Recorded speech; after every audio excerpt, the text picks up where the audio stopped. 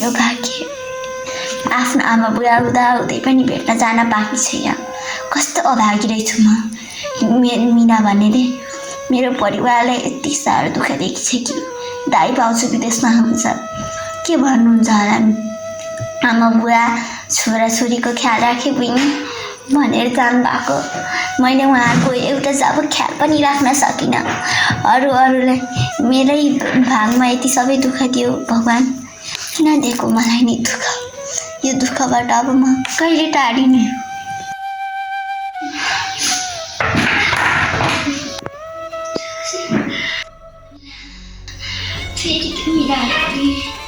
फेरि मेरा दुःखको दिन सुरु हुने भयो।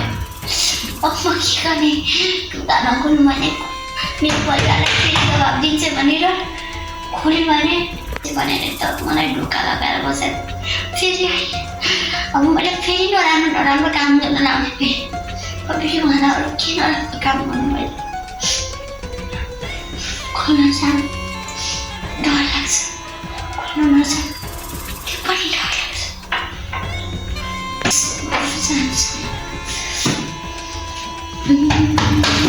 जे होला भगवान क्या नाच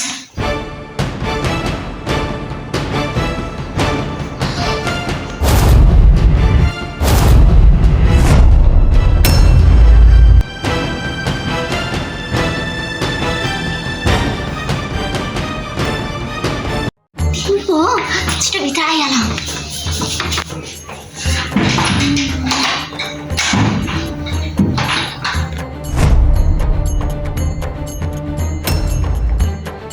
धोका किन लाइस? मलाई मार्न खोजे कि मलाई बेच्न खोजे कि? तिमीले के भन्न खोजेको बहिनी? म तिमीलाई किन मार्नु?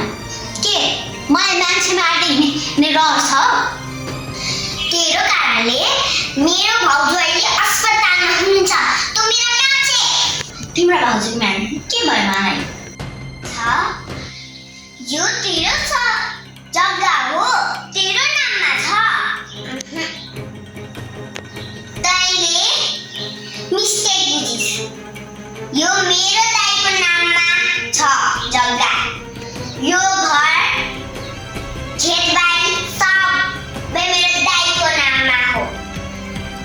यो मेरो दाइको घर हो, तर म जन्मेको घर उता मूल घर हो। यो घर मैले मेरो नाममा बनाउन खोजेको छैन। मेरो अलरेडी घर छ अस्ट्रेलियामा। मैले किन यो घरलाई कब्जा गर्नु खोज्नु? तिमीले त्यो लाल फुललाई त आफ्नै हातले मेरै अगाडि र मिनाकै अगाडि साइन गरेको होइन? अनि कसरी यो घर तिम्रो नाममा छैन? राईलाई किन तिमीले मिनालाई सबक सिकाएको त? अनि अहिले तिम्रो तिमीले अगाडि नै भनेको भए मैले यसरी दुःख पाउँदिन थिएँ नि। नगली लाल पूजा थियो। म तिमीले सबै भन्छु। अनि किन लेख्यो? कोही यहाँ उसले आफ्नो मान्छे राखेको फेरि उसले कोही मान्छेहरूले थाहा पायो भने रिपोर्ट सुनाइदिएर तिमीलाई त मार्छे त्यो मलाई नि मार्छ नि मेरो परिवार नि मार्छे। त्यही भएर चुप्प लागिरहेको छ। म तिमीलाई सबै कुरा भन्छु। मैले तिम्रो नराम्रो कहिले नि सोच्दिनँ। मलाई माफ गर। मलाई सबै त्यो मिराले गर्न लगाएको मेरी आमालाई अपहरण गरेर थिएँ। अनि मलाई यस्तो काम गर्नलाई म यो घरमा मेरो यो घर जग्गा कुनै पनि मेरो नाममा छैन बहिनी। यो सबै मिराको नाममा छ। त्यही भएर प्लिज मलाई अब यहाँबाट बाहिर निकाल्न मद्दत गरिदियो। यो जग्गा तिम्रो दादाको नाममा रहेछ भनेपछि मिराको नाममा छैन। अब यो जग्गामा तिम्रो नै नाम चल्छ। तिम्रो भाउजूले मिलेर कोर्टमा गएर नक्कली कागज बनाएर धेरै राम्रो गरेछौ।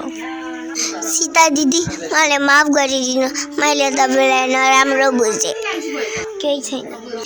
तपाईँले मलाई धरेर मैदान ल्याइदिइसकेपछि मलाई कति माया लाग्छ तपाईँको।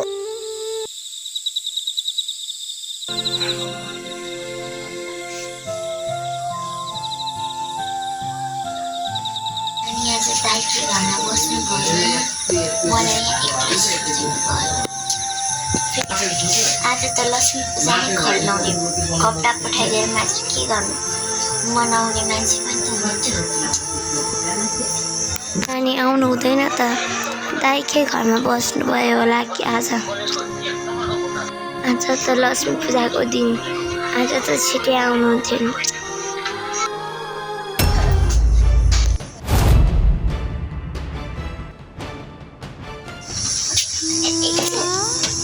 यति राति किन आउनु भएको ताई के घरमा बसेको भए हुन्थ्यो सिङ्गल बनाइदिनु भयो किन आउनु भएको के भइहाल्यो भने अनि तपाईँलाई कपडा किन्ने पैसा कसले दियो र यस्तो आफूले नि मलाई नि किनेर ल्याएको छ अनि यो लकेट कहाँबाट आयो अनि मलाई नि यत्रो सामान किन्नु छ आफूलाई पनि न दाइले पैसा पठाउनु भएको छ न आमाले पैसा पठाउनु भएको छ र तपाईँ त त्यही पनि फेरि पोलीको जस्तै चोर्न थाल्नु क्या हो हजुर तपाईँले मलाई किन चाहिँ गल्ती बुझ्नुहुन्छ क्या म त अब सुध्रिसकेँ